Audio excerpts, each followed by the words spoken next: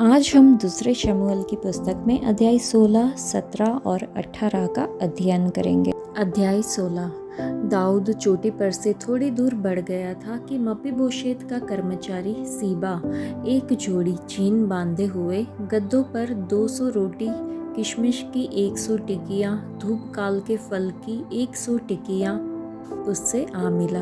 राजा ने सीबा से पूछा, इनसे तेरा क्या प्रयोजन है? सीबा ने कहा, गद्दे तो राजा के घराने की सवारी के लिए है और रोटी और धूपकाल के फल जवानों के खाने के लिए है, और दाख मधु इसलिए है कि जो कोई जंगल में थक जाए वह उसे पिए। राजा ने पूछा, फिर तेरे स्वामी का बेटा कहाँ है? सीबा ने राजा से कहा, वह तो यह कहकर यरूशलेम में रह गया कि अब इस्राएल का घराना मुझे मेरे पिता का राज्य फेर देगा। राजा ने सीबा से कहा, जो कुछ मपीबोशेत का था वह सब तुझे मिल गया। सीबा ने कहा, प्रणाम हे मेरे प्रभु, हे राजा, मुझ पर तेरे अनुग्रह की दृष्टि बनी रहे। जब दाऊद राजा बहुरीम तक पहुंचा तब शाऊल का एक कुटुंबी वहां से निकला। वह गेरा का पुत्र शिमी था और वह कोसता हुआ चला आया। वह दाऊद पर और दाऊद राजा के सब कर्मचारियों पर पत्थर फेंकने लगा, और शूरवीरों समेत सब लोग उसकी दाहिनी बाईं दोनों ओर थे। शिमी कोसता हुआ यूं बकता गया, दूर हो खूनी, दूर हो ओछे, निकल जा निकल जा। यहोवा ने तुझसे शाऊल के घराने के खून का पूरा बदला लिया है, जिसके स्थान पर तू राजा बना है। यहोवा ने राज्य को तेरे पुत्र अबशालोम के हाथ कर दिया है, और इसलिए कि तू खूनी है, तू अपनी बुराई में आप फंस गया। तब सरूयाह के पुत्र अबीशै ने राजा से कहा, ये मरा हुआ कुत्ता मेरे प्रभु राजा को क्यों शाप देने पाए? मुझे उधर जाकर उसका सिर काटने दे। राजा ने कहा, सरूयाह के बेटो, मुझे तुमसे क्या काम? वह जो कोसता है, और यहोवा ने जो उससे कहा है कि दाऊद को शाप दे, तो उससे कौन पूछ सकता है कि तूने ऐसा क्यों किया? फिर दाऊद ने अबीशै और अपने सब कर्मचारियों से कहा, जब मेरा निज पुत्र भी मेरे प्राण का खोजी है, तो ये बिन्यामीनी अब ऐसा क्यों न करे? उसको रहने दो और शाप देने दो, क्योंकि यहोवा ने उससे कहा है। कदाचित यहोवा इस उपद्रव पर जो मुझ पर हो रहा है दृष्टि करके आज के शाप के बदले मुझे भला बदला दे। तब दाऊद अपने जनों समेत अपने अपने मार्ग पर चला गया, और शिमी उसके सामने के पहाड़ के किनारे से शाप देता और उस पर पत्थर और धूल फेंकता हुआ चला गया। राजा अपने संग के सब लोगों समेत अपने ठिकाने पर थका हुआ पहुंचा और वहां विश्राम किया।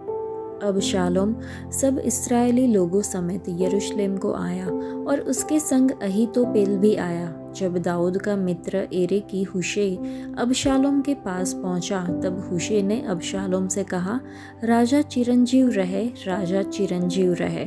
अबशालोम ने उससे कहा, क्या यह तेरी प्रीति है जो तू अपने मित्र से रखता है? तू अपने मित्र के संग क्यों नहीं गया?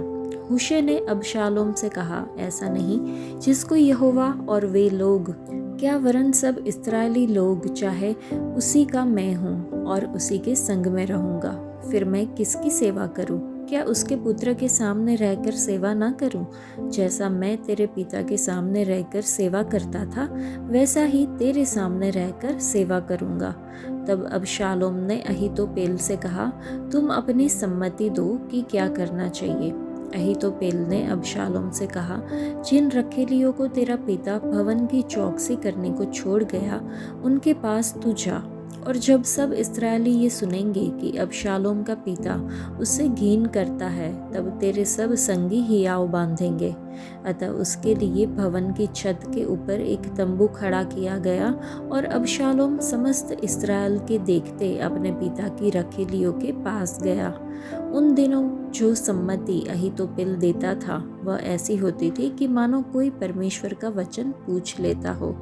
अहीतोपेल चाहे दाऊद को चाहे अबशालोम को जो जो सम्मति देता वह ऐसी ही होती थी। इस अध्याय में हमने देखा कि अहीतोपेल की सलाह मानो किसी ने परमेश्वर से परामर्श लिया हो। अहीतोपेल राजा दाऊद का सलाहकार था। बाद में वह अबशालोम के साथ मिल गया और दाऊद के खिलाफ सलाह दी। उसने अबशालोम को यह सलाह दी कि वह दाऊद की रखेलियों के पास जाए, इसलिए अबशालोम ने वही किया। किसी ने दाऊद को बताया कि अहीतोपेल अबशालोम के साथ षड्यंत्र करने वालों में शामिल है, और दाऊद ने प्रार्थना की, जैसा कि 15वें अध्याय में है, कि हे यहोवा, कृपा करके अहीतोपेल की सलाह को मूर्खता में बदल दे।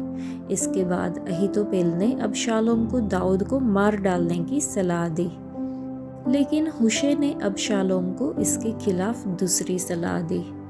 जब अहीतोपेल ने देखा कि अबशालोम ने उसकी सलाह नहीं मानी, तो उसने फांसी लगाकर आत्महत्या कर ली।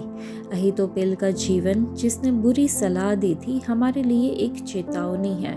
नीति वचन 12:5 में है कि दुष्टों की योजनाएं कपट से भरी होती है। भजन संहिता 33:11 में है कि यहोवा की योजनाएं सदा बनी रहती है। यशायाह के 11:2 में है कि पवित्र आत्मा बुद्धि और समझ का आत्मा है।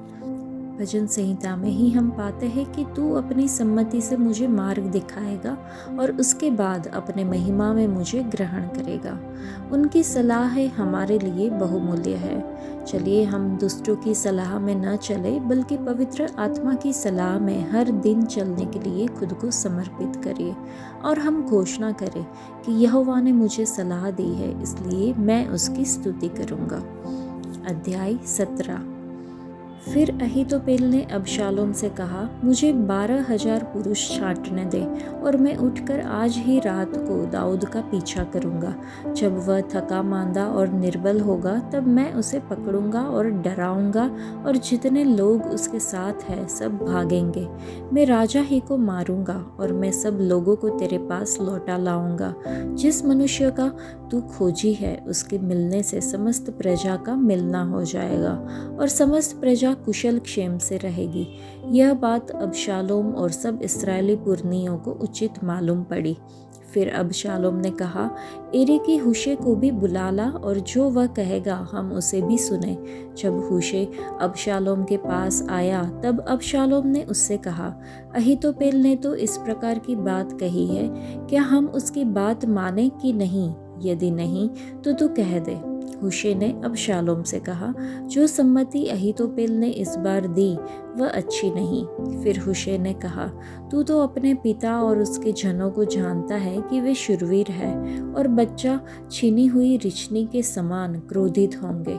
तेरा पिता योद्धा है और अन्य लोगों के साथ रात नहीं बिताता। इस समय वह किसी गड्ढे या किसी दूसरे स्थान में छिपा होगा। जब इनमें से पहले ही आक्रमण में कोई मारे जाए, तब इसके सब सुनने वाले कहने लगेंगे, अबशालोम के पक्ष वाले हार गए। तब वीर का हृदय, जो सिंह का सा होता है, उसका भी साहस टूट जाएगा। समस्त इस्राएल जानता है कि तेरा पिता वीर है और उसके संगी बड़े योद्धा है। इसलिए मेरी सम्मति यह है कि दान से लेकर बेरशेबा तक रहने वाले समस्त इस्राएली तेरे पास समुद्र तीर की बालू के किनकों के समान इकट्ठे किए जाए, और तू आप ही युद्ध को जाए। इस प्रकार जब हम उसको किसी न किसी स्थान में जहाँ वह मिले जा पकड़ेंगे, तब जैसे ओस भूमि पर गिरती है, वैसे ही हम उस पर टूट पड़ेंगे। तब न तो वह बचेगा और न उसके संगियों में से कोई बचेगा। यदि वह किसी नगर में घुसा हो, तो सब इस्राएली उस नगर के पास रस्सियां ले आएंगे, और हम उसे नाले में खींचेंगे, यहाँ तक कि उसका एक छोटा सा पत्थर भी न रह जाएगा। तब अबशालोम और सब इस्राएली पुरुषों ने कहा, एरे की हुशै की सम्मति अहीतोपेल की सम्मति से उत्तम है। यहोवा ने तो अहीतोपेल की अच्छी सम्मति को निष्फल करने की ठान ली थी कि वह अबशालोम ही पर विपत्ति डाले। तब हुशै ने सादोक और एब्यातार याजकों से कहा, अहीतोपेल ने तो अबशालोम और इस्राएली पुरनियों को इस प्रकार की सम्मति दी, और मैंने इस प्रकार की सम्मति दी है। इसलिए अब फुर्ती कर दाऊद के पास कहला भेजो, आज रात जंगली घाट के पास न ठहरना, अवश्य पार ही हो जाना। ऐसा न हो कि राजा और जितने लोग उसके संग हो सब नष्ट हो जाए। योनातान और अहीमास एनरोगेल के पास ठहरे रहे और एक दासी जाकर उन्हें संदेशा दे आती थी और वे जाकर राजा दाऊद को संदेश देते थे, क्योंकि वे किसी के देखते नगर में नहीं जा सकते थे। एक लड़के ने उन्हें देखकर अबशालोम को बताया, परंतु वे दोनों फुर्ती से चले गए और एक बहरीम वासी मनुष्य के घर पहुंचकर, जिसके आंगन में कुआं था, उसमें उतर गए। तब उसकी स्त्री ने कपड़ा लेकर कुएं के मुंह पर बिछाया और उसके ऊपर दला हुआ अन्न फैला दिया, इसलिए कुछ मालूम न पड़ा। जब अबशालोम के सेवक उस घर में उस स्त्री के पास जाकर कहने लगे, अहीमास और योनातान कहाँ है? तब स्त्री ने उनसे कहा, वे तो उस छोटी नदी के पार गए। तब उन्होंने उन्हें ढूंढा और न पाकर यरूशलेम को लौटे। जब वे चले गए तब ये कुएं में से निकले और जाकर दाऊद राजा को समाचार दिया और दाऊद से कहा, तुम लोग चलो, फुर्ती करके नदी के पार हो जाओ, क्योंकि अहीतोपेल ने तुम्हारी हानि की ऐसी ऐसी सम्मति दी है। तब दाऊद अपने सब संगियों समेत उठकर यरदन पार हो गया और पो फटने तक उनमें से एक भी न रह गया जो यरदन के पार न हो गया हो। जब अहीतोपेल ने देखा कि मेरी सम्मति के अनुसार काम नहीं हुआ, तब उसने अपने गद्दे पर काठी कसी और अपने नगर में जाकर अपने घर में गया और अपने घराने के विषय जो जो आज्ञा देनी थी वह देकर अपने को फांसी लगा ली और वह मर गया और उसके पिता के कब्रिस्तान में उसे मिट्टी दे दी गई। तब दाऊद महनैम में पहुंचा और अबशालोम सब इस्राएली पुरुषों समेत यरदन के पार गया। अबशालोम ने अमासा को योआब के स्थान पर प्रधान सेनापति ठहराया। यह अमासा एक इस्राएली पुरुष का पुत्र था जिसका नाम यित्रो था और वह योआब की माता सरूयाह की बहन अबीगेल नामक नहाश की बेटी के संग सोया था। और इस्राएलियों ने और अबशालोम ने गिलाद देश में छावनी डाली। जब दाऊद महनैम में आया तब अम्मोनियों के रब्बा के निवासी नहाश का पुत्र शोबी और लोदबर वासी अम्मीएल का पुत्र माकीर और रोगलिम वासी गिलादी बर्जिल्ले चार पाइयाँ, तसल्ले, मिट्टी के बर्तन, गेहूँ, जौ, मैदा, लोबिया, मसूर, भुने दाने, मधु, मक्खन, भेड़ बकरियां और गाय के दही का पनीर दाऊद और उसके संगियों के खाने को यह सोचकर ले आए, जंगल में वे लोग भूखे प्यासे और थके मांदे होंगे। इस अध्याय में हम पढ़ते हैं कि दाऊद राजा का पुत्र अबशालोम अपने पिता की गद्दी पर कब्जा करने का प्रयास कर रहा था। हुशै दाऊद का विश्वसनीय सलाहकार था, लेकिन यहाँ वह अबशालोम की मदद करने का नाटक कर रहा था, जबकि गुप्त रूप से दाऊद को बचाने के लिए काम कर रहा था। हुशै ने अबशालोम को पूरे इस्राएल से एक विशाल सेना एकत्र करने और खुद युद्ध का नेतृत्व करने की सलाह दी। यह एक शक्तिशाली सलाह जैसी लगती है, लेकिन इसके पीछे एक छिपा हुआ चाल था। देखिए, इस योजना ने अबशालोम के अभिमान को बढ़ावा दिया। एक विशाल सेना का नेतृत्व करते हुए अबशालोम खुद को महत्वपूर्ण, मजबूत और सत्ताधारी महसूस करने लगा। सत्ता और प्रतिष्ठा की उसकी इच्छा उसे आगे के खतरों से अंधा बना देती है। अभिमान अक्सर हमें यह मानने पर मजबूर करता है कि हम दूसरों से बेहतर है या हम सब कुछ अपने आप संभाल सकते हैं। यह हमें यह सोचने पर मजबूर कर सकता है कि हमें किसी मदद या सलाह की आवश्यकता नहीं है। आत्मविश्वास अच्छी बात है, लेकिन अधिक अभिमान हमें हमारी कमजोरियों और सामूहिक कार्य के मूल्य को देखने से रोक सकता है। जब हम अभिमान से भरे होते हैं तो हम भूल जाते हैं कि परमेश्वर नियंत्रण में है। अभिमान खुद पर ध्यान केंद्रित करता है। हम दूसरों की तुलना में अपनी छवि, सफलता या उपलब्धियों पर अधिक ध्यान देना शुरू कर देते हैं। अभिमान करने के बजाय परमेश्वर हमें नम्र बनने के लिए बुलाते हैं। नम्रता का अर्थ है यह पहचानना कि हमें परमेश्वर की मदद की आवश्यकता है। यह जानना है कि हमारे पास जो कुछ भी है, हमारी प्रतिभा, अवसर और हमारी ताकत भी, वह सब उन्हीं से आती है। तो चलिए हम नम्रता से चले, परमेश्वर की अगुवाई के लिए अपने दिलों को खोले, दूसरों को सुनने के लिए अधिक तैयार रहे, समझदारी से चुनाव करें और दूसरों की ज़रूरतों को अपनी ज़रूरतों से आगे रखें। दाऊद का पुत्र अबशालोम अपने पिता दाऊद की जगह इस्राएल का राजा बनना चाहता था। अबशालोम का अर्थ है शांति का पिता, लेकिन उसने अपने पिता की शांति भंग कर दी थी। अबशालोम सिर से पांव तक वैसे तो निर्दोष था, अर्थात शारीरिक रूप से दोष रहित था, लेकिन उसका हृदय शुद्ध नहीं था और वह चालाक और दुष्ट था। उसकी उदारता ने कई लोगों को उसकी ओर आकर्षित किया। अबशालोम ने दाऊद के सलाहकार अहीतोपेल को बुलाया। उसने सोचा होगा कि दाऊद के सलाहकार को अपने पक्ष में कर लेने से उसे बड़ा लाभ होगा। जब दाऊद को पता चला कि अहीतोपेल अबशालोम के साथ षड्यंत्र कर रहा है तो उसे बहुत दुख हुआ। दाऊद ने अपने भजन में इस विश्वासघात का उल्लेख किया। दाऊद ने परमेश्वर से प्रार्थना की कि वह अहीतोपेल की सलाह को मूर्खता में बदल दे।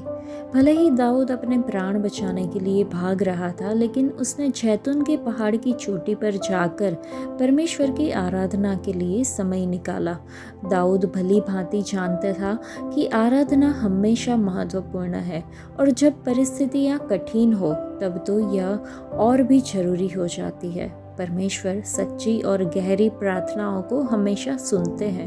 परमेश्वर ने दाऊद की प्रार्थना सुनी और अहीतोपेल की सलाह को विफल करने के लिए हुशै को भेजा।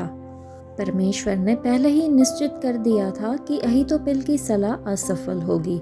इसलिए अबशालोम और इस्राएल के सभी लोगों ने देखा कि हुशै की सलाह अहीतोपेल की तुलना में बेहतर थी। अहीतोपेल की सलाह को अस्वीकार किया गया और दाऊद वहां से सुरक्षित निकल गया। हमारे जीवन में जब हम परीक्षाओं और कठिनाइयों का सामना करते हैं तो हमें भी अहीतोपेल जैसे विश्वासघातों का सामना करना पड़ सकता है, लेकिन जब हम आशा नहीं खोते और परमेश्वर में विश्वास रखते हुए सब कुछ प्रार्थना में रखते हैं तो वह हमें बचाने के लिए सही समय पर हुशै भेजते हैं। पौलुस अपने अनुभव से यह जानता था, इसलिए वह हमें प्रोत्साहित करता है। पहले कुरिन्थियों की पत्री के 10वें अध्याय में है कि परमेश्वर विश्वास योग्य है, वह तुम्हारी सहन शक्ति से अधिक परीक्षा नहीं आने देंगे, बल्कि वह परीक्षा के साथ साथ बचने का रास्ता भी प्रदान करेंगे ताकि तुम उसे सह सको। तो क्या हम दृढ़ता से विश्वास करते हैं कि परमेश्वर हमेशा हमारी सभी कठिनाइयों और परीक्षाओं से बाहर निकलने का मार्ग प्रदान करेंगे? ये हमें खुद को पूछना होगा। अध्याय 18। तब दाऊद ने अपने संग के लोगों की गिनती ली और उन पर सहस्त्रपति और शतपति ठहराए। फिर दाऊद ने लोगों की 1/3 योआब के और 1/3 सरूया के पुत्र योआब के भाई अभिषेक के और 1/3 गती इते के अधिकार में करके युद्ध में भेज दिया। फिर राजा ने लोगों से कहा, मैं भी अवश्य तुम्हारे साथ चलूंगा। लोगों ने कहा, तू जाने ना पाएगा, क्योंकि चाहे हम भाग जाए तो भी वे हमारी चिंता न करेंगे, वरन चाहे हम में से आधे मर भी जाए तो भी वे हमारी चिंता न करेंगे, परंतु तू हमारे सरीखे 10,000 पुरुषों के बराबर है। इसलिए अच्छा यह है कि तू नगर में से हमारी सहायता करने को तैयार रहे। राजा ने उनसे कहा, जो कुछ तुम्हें भाए वही मैं करूँगा। इसलिए राजा फाटक की एक ओर खड़ा रहा और सब लोग 100 और 1000 करके निकलने लगे। राजा ने योआब, अभिषेक और इते को आज्ञा दी, मेरे निमित्त उस जवान अर्थात अबशालोम से कोमलता करना।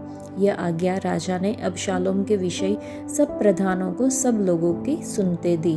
अतः लोग इस्राएल का सामना करने को मैदान में निकले और एप्रेम नामक वन में युद्ध हुआ। वहाँ इस्राएली लोग दाऊद के जनों से हार गए और उस दिन ऐसा बड़ा संहार हुआ कि 20,000 खेत आए। युद्ध उस समस्त देश में फैल गया और उस दिन जितने लोग तलवार से मारे गए उनसे भी अधिक वन के कारण मर गए। संयोग से अबशालोम और दाऊद के जनों की भेंट हो गई। अबशालोम एक खच्चर पर चढ़ा हुआ जा रहा था कि खच्चर एक बड़े बांज वृक्ष की घनी डालियों के नीचे से गया और उसका सिर उस बांज वृक्ष में अटक गया और वह अधर में लटका रह गया और उसका खच्चर निकल गया। इसको देखकर किसी मनुष्य ने योआब को बताया, मैंने अबशालोम को बांज वृक्ष में टंगा हुआ देखा। योआब ने बताने वाले से कहा, तूने यह देखा, फिर क्यों उसे वहीं मार के भूमि पर न गिरा दिया? तब मैं तुझे 10 टुकड़े चांदी और एक कटिबंध देता। उस मनुष्य ने योआब से कहा, चाहे मेरे हाथ में 1000 टुकड़े चांदी तोल कर दिए जाते तो भी राजकुमार के विरुद्ध हाथ न बढ़ाऊंगा, क्योंकि हम लोगों के सुनते राजा ने तुझे और अबीशै और इत्ते को यह आज्ञा दी, तुम में से कोई क्यों न हो उस जवान अर्थात अबशालोम को न छुए। यदि मैं धोखा देकर उसका प्राण लेता तो तू आप मेरा विरोधी हो जाता, क्योंकि राजा से कोई बात छिपी नहीं रहती। योआब ने कहा, मैं तेरे संग यूं ही ठहरा नहीं रह सकता। इसलिए उसने 3 लकड़ी के तीर हाथ में लेकर अबशालोम के हृदय में, जो बांज वृक्ष में जीवित लटका था, छेद डाला। तब योआब के 10 हथियार ढोने वाले जवानों ने अबशालोम को घेर के ऐसा मारा कि वह मर गया। फिर योआब ने नरसिंगा फूंका और लोग इस्राएल का पीछा करने से लौट आए, क्योंकि योआब प्रजा को बचाना चाहता। तब लोगों ने अबशालोम को उतार के उस वन के एक बड़े गड्ढे में डाल दिया और उस पर पत्थरों का एक बहुत बड़ा ढेर लगा दिया, और सब इस्राएली अपने अपने डेरे को भाग गए। अपने जीते जी अबशालोम ने यह सोचकर कि मेरे नाम का स्मरण कराने वाला कोई पुत्र मेरे नहीं है, अपने लिए वह लाट खड़ी कराई थी जो राजा की तराई में है, और लाट का अपना ही नाम रखा, जो आज के दिन तक अबशालोम की लाट कहलाती है। तब सादोक के पुत्र अहीमास ने कहा, मुझे दौड़कर राजा को यह समाचार देने दे कि यहोवा ने न्याय करके तुझे तेरे शत्रुओं के हाथ से बचाया है। योआब ने उससे कहा, तू आज के दिन समाचार न दे, दूसरे दिन समाचार देने पाएगा, परंतु आज समाचार न दे, इसलिए कि राजकुमार मर गया है। तब योआब ने एक कुशी से कहा, जो कुछ तूने देखा है वह जाकर राजा को बता दे। वह कुशी योआब को दंडवत करके दौड़ गया। फिर सादोक के पुत्र अहीमास ने दूसरी बार योआब से कहा, जो हो सो हो, परंतु मुझे भी कुशी के पीछे दौड़ जाने दे। योआब ने कहा, हे मेरे बेटे, तेरे समाचार का कुछ बदला न मिलेगा, फिर तू क्यों दौड़ जाना चाहता है? उसने यह कहा, जो हो सो हो, परंतु मुझे दौड़ जाने दे। उसने उससे कहा, दौड़। तब अहीमास दौड़ा और तराई से होकर कुशी के आगे बढ़ गया। दाऊद तो 2 फाटकों के बीच बैठा था कि पहरुआ, जो फाटक की छत से होकर शहर पनाह पर चढ़ गया था, उसने आंखें उठाकर क्या देखा कि एक मनुष्य अकेला दौड़ा आता है। जब पहरुए ने पुकार के राजा को यह बता दिया, तब राजा ने कहा, यदि अकेला आता हो तो संदेश लाता होगा। वह दौड़ते दौड़ते निकल आया। फिर पहरुए ने एक और मनुष्य को दौड़ते हुए देख फाटक के रखवाले को पुकार के कहा, सुन, एक और मनुष्य अकेला दौड़ा आता है। राजा ने कहा, वह भी संदेश लाता होगा। पहरुए ने कहा, मुझे तो ऐसा देख पड़ता है कि पहले का दौड़ना सादोक के पुत्र अहीमास का सा है। राजा ने कहा, वह भला मनुष्य है तो भला संदेश लाता होगा। तब अहीमास ने पुकार के राजा से कहा, सब कुशल है। फिर उसने भूमि पर मुंह के बल गिरकर राजा को दंडवत करके कहा, तेरा परमेश्वर यहोवा धन्य है, जिसने मेरे प्रभु राजा के विरुद्ध हाथ उठाने वाले मनुष्य को तेरे वश में कर दिया है। राजा ने पूछा, क्या वह जवान अबशालोम सकुशल है? अहीमास ने कहा, जब योआब ने राजा के कर्मचारी को और तेरे दास को भेज दिया, तब मुझे बड़ी भीड़ देख पड़ी, परंतु मालूम न हुआ कि क्या हुआ था। राजा ने कहा, हटकर यहीं खड़ा रह। अतः वह हटकर खड़ा रहा। तब कुशी भी आ गया और कुशी कहने लगा, मेरे प्रभु राजा के लिए समाचार है। यहोवा ने आज न्याय करके तुझे उन सबों के हाथ से बचाया है जो तेरे विरुद्ध उठे थे। राजा ने कुशी से पूछा, क्या वह जवान अर्थात अबशालोम सकुशल है? कुशी ने कहा, मेरे प्रभु राजा के शत्रु और जितने तेरी हानि के लिए उठे हैं, उनकी दशा उस जवान की सी हो। तब राजा बहुत घबराया और फाटक के ऊपर की अटारी पर रोता हुआ चढ़ने लगा और चलते चलते यूं कहता गया, हाय मेरे बेटे अबशालोम, मेरे बेटे, हाय मेरे बेटे अबशालोम, भला होता कि मैं आप तेरे बदले मरता। हाय अबशालोम, मेरे बेटे, मेरे बेटे। हमने देखा कि यहाँ अबशालोम ने अपने नाम को बनाए रखने के लिए एक स्तंभ खड़ा किया। जब लोग अपना नाम बनाने के लिए बाबेल का एक मीनार बनाने लगे जिसकी चोटी आकाश को छू सके और वे पृथ्वी पर न फैले, तब यहोवा परमेश्वर उन्हें देखने नीचे उतरे। उन्होंने उनकी भाषा में गड़बड़ी पैदा की और उन्हें पूरी पृथ्वी पर फैला दिया, जो कि हमने उत्पत्ति में देखा था। तो जो कुछ भी हम अपने नाम के लिए करते हैं उसे परमेश्वर तिरस्कार करते हैं। दूसरी बात, यहोवा परमेश्वर कहते हैं, भजन संहिता में लिखा है कि वे अपने मन में सोचते हैं कि उनके घर सदा बने रहेंगे, उनकी विरासत पीढ़ी दर पीढ़ी स्थायी रहेगी। वे अपनी भूमि को अपने नाम से पुकारते हैं। हमें परमेश्वर की स्तुति करनी चाहिए, उनकी महिमा करनी चाहिए, लेकिन हमें अपनी प्रशंसा नहीं करनी चाहिए। तीसरा, हमें जमीन और स्तंभों पर अपना नाम नहीं लिखवाना चाहिए, बल्कि अपने नाम को जीवन की पुस्तक में लिखवाना चाहिए। केवल इसके लिए हमें परमेश्वर की महिमा करनी चाहिए। चौथा, अबशालोम ने राजा की तराई में अपने लिए एक स्तंभ खड़ा किया, यह कहकर कि उसका कोई पुत्र नहीं था, लेकिन हो सकता है कि उसके पुत्र थे पर वे मर गए हो। फिर भी यहोवा परमेश्वर हमें आत्मिक संतान देते हैं जो उनके बच्चे होते हैं। प्रकाशित वाक्य में लिखा है कि जो विजयी होगा, मैं उसे अपने परमेश्वर के मंदिर में एक स्तंभ बनवाऊंगा, वह फिर कभी बाहर नहीं जाएगा। यर्मिया की पुस्तक में लिखा है, यहोवा ने यर्मिया से कहा, मैं तुझे देश के लोगों के सामने एक लोहे का स्तंभ बनाऊंगा। इसलिए हमें अपने लिए स्तंभ नहीं खड़ा करना चाहिए, बल्कि परमेश्वर हमें अपने लिए स्तंभ बनाएंगे। पांचवा, अबशालोम के इस स्मारक को उसके नाम से जाना जाता था, लेकिन उसे उस स्तंभ में दफनाया नहीं गया। उसे एक गड्ढे में फेंक कर उसके ऊपर पत्थरों का ढेर लगाया गया था। छठा, अबशालोम जिसने अपने पिता का सम्मान नहीं किया, बल्कि उसके जीवन का दुश्मन बन गया और पाप में हिम्मत दिखाई, उसका अंत दुखद हुआ। वह स्तंभ जिसे उसने अपनी स्मृति के लिए खड़ा किया था, उसके लिए एक स्मारक बन गया। परमेश्वर ही हमारे स्तंभ और चिन्ह है।